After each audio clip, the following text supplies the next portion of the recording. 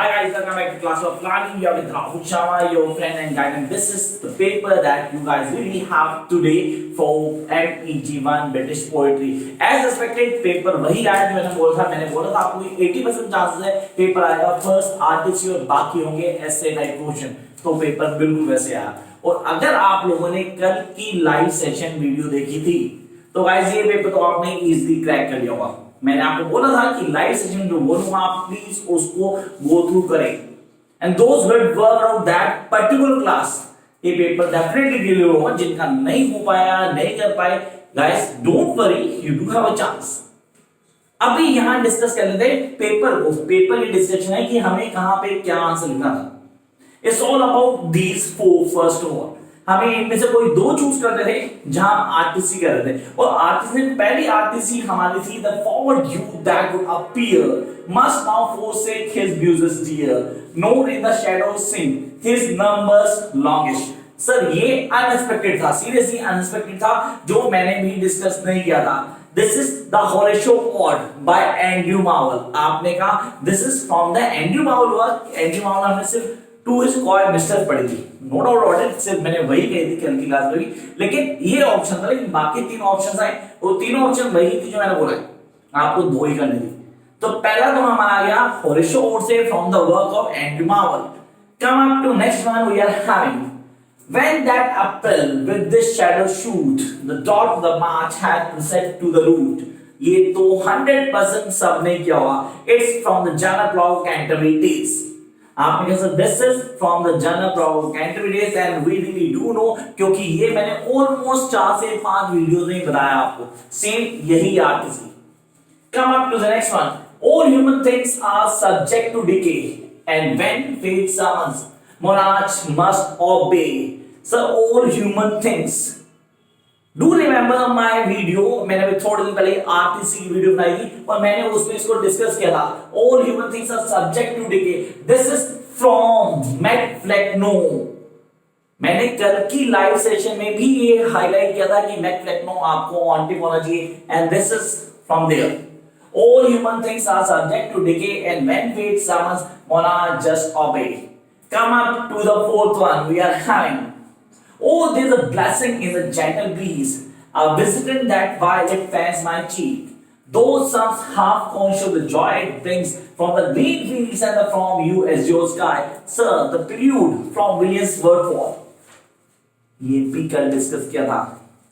तो कल live session में सिर्फ उन 10 से 12 मिनट के अंदर हमने जो डिस्कस किए थे उनमें से इन 4 में से 3 क्वेश्चंस हैं। तो गाइस अब जिनको लग रहा है कि यार इस मौके पे हम नहीं ले पाए, हम नहीं फॉलो कर पाए, तो डजंट मैटर, अभी भी टाइम है। एमएजी 2, 3, 4 और सेकंड ईयर के सारे पेपर बाकी हैं, और मैं डेफिनेटली पेपर से पहले आपके लिए लाइव आऊंगा हर बार। तो आप उस लाइव सेशन को बिल्कुल मिस नहीं करेंगे। अपनी नोटिफिकेशन को प्रेस कर देना गाइस, की नोटिफिकेशन आपको मिल जाए जैसे मैं लाइव आऊं।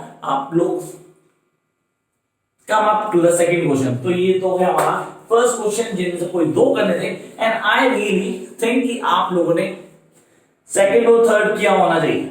सबने सेकंड और थर्ड किया होगा। Second from the general problem captivities, and the third we are having from all human things the MacFlecknoe sir Dryden, John Dryden. Come up next one, here we are having the second question. What does the term renaissance. अब यहाँ important question है, हमें समझ में आ जाइए क्या what does the term renaissance mean. इसका basic meaning क्या है, आप लोग रेनेसेंस से क्या मीनिंग समझते हैं। Identify some of the key factors responsible for the spread of renaissance. अब रेनेसेंस है क्या sir, it is a revival of literature in Europe in between 14 to 16 century. दोबारा क्लियर करता हूं, revival of literature in Europe, इस phase को बोला गया था इंग्लिश और लिटरेचर के रिवाइवल को, जो कि यूरोप में हुआ 14 से 16 सेंचुरी में, हमने रेनेसेंस का नाम दिया। उसको पूरा हाईलाइट करना था। सो सर हमने इसमें क्या क्या लिखना था, we guys will need to mention the changes, the features of renaissance in those who are having notes. मैंने नोट्स में, शॉर्ट नोट्स में डेफिनेटली क्वेश्चन डाला हुआ है, तो अगर आपने लिया तो डेफिनेटली बेनिफिट हुआ होगा। जिन्होंने नहीं लिया था कांट हेल्प इट गाइस, लेकिन हाँ आगे के लिए तैयार रहना आप लोग। तो ये तो हो गए हमारे फर्स्ट 2 क्वेश्चंस। सर पहला क्वेश्चन कंपल्सरी था, बाकी 7 क्वेश्चंस में से 7 8 क्वेश्चन में आपको सिर्फ 4 करने थे। आई होप आपने किया हो, और जिन्होंने नहीं किया मैं जंप करता हूं आगे, तो प्लीज चेक करना आपने क्या किया। Compare Epithalamion and Prothalamion as a wedding songs. Sir दोनों ही वेडिंग है, एक में वो अटेंड करेंगे दूसरे की मैरिज दैट इज प्रोथेलिन, और एक में आपकी खुद की मैरिज हुई है जहां स्पेंसर अपनी मैरिज एक्सपीरियंस बता रहा 24 आवर्स को डिक्टेट किया था यहां। तो यहां मुझे दोनों के डिस्क्रिप्शन अलोंग विद उनके बेसिक पॉइंट्स को हाईलाइट करना था, एंड आई होप आपने सब किया है। अगर किया तो बहुत इजीली आप अच्छे से मार्क्स ग्रैब करेंगे इसके अंदर, और टीचर भी आपसे ये एक्सपेक्ट करता है कि आप आंसर कैसे प्रेजेंट कर दें। तो first 3 questions 1 2 and 3 being compared here now.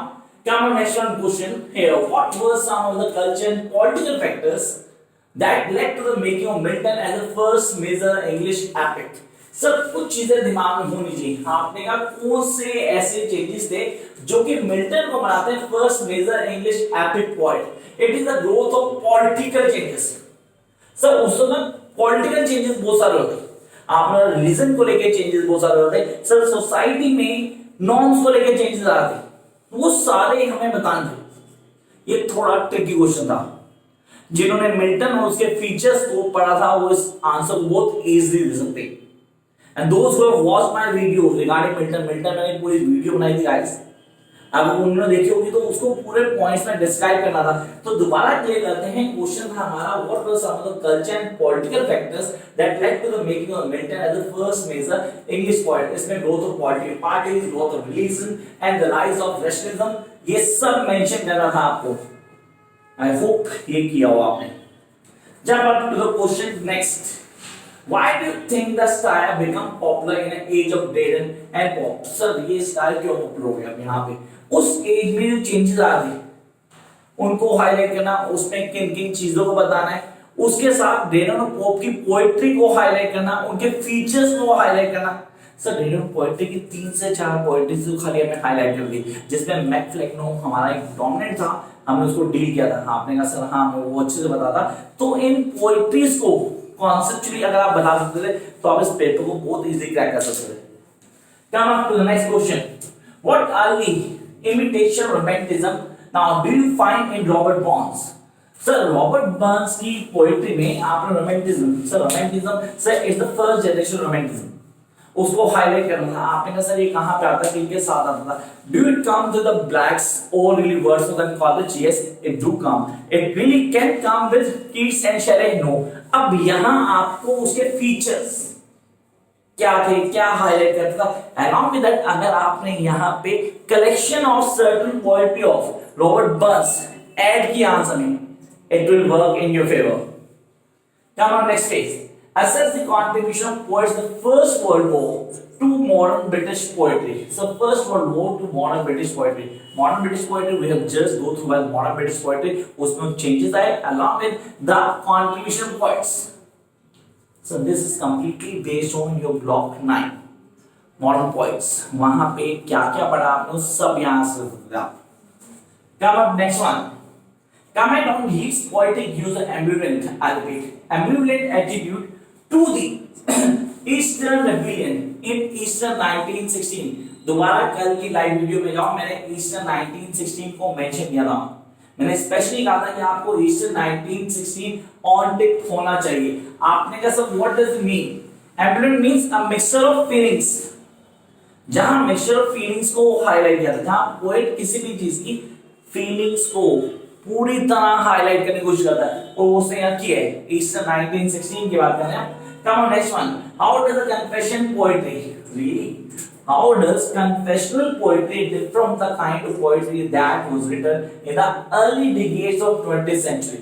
सब poetry that deals with individual experiences, ऐसी पोएट्री जो कि इंडिविजुअल एक्सपीरियंसेस को डील करती है, हम उसको बोलते हैं conventional poetries. And when you are writing this answer, you really need to define some of the work of Shakespeare play, some of the work of these Dormans. Sir वो हमें बताने जरूरी है। अगर हम उनको हाईलाइट करते हैं तो पेपर बहुत अच्छे से होने वाला है, और आई होप कि आप लोगों ने सब फॉलो किया है इस पेपर को लिखते हुए। एज पर माई एडिट ये पेपर इजी रहा, बच्चे इजीली क्रैक कर सकते, such as first half definitely both is the, जिसको आप कर पाएंगे। और जिन बच्चों ने लास्ट में प्रिपरेशन शुरू की वो सिर्फ 2 से 4 दिन के अंदर पेपर को वर्कआउट किया और कल की लाइव सेशन को पूरा देखा था, they going to crack this paper। मिलते हैं जल्दी लाइव सेशन में आज, क्योंकि MEG2 कल है। Till then keep watching, like, share and subscribe।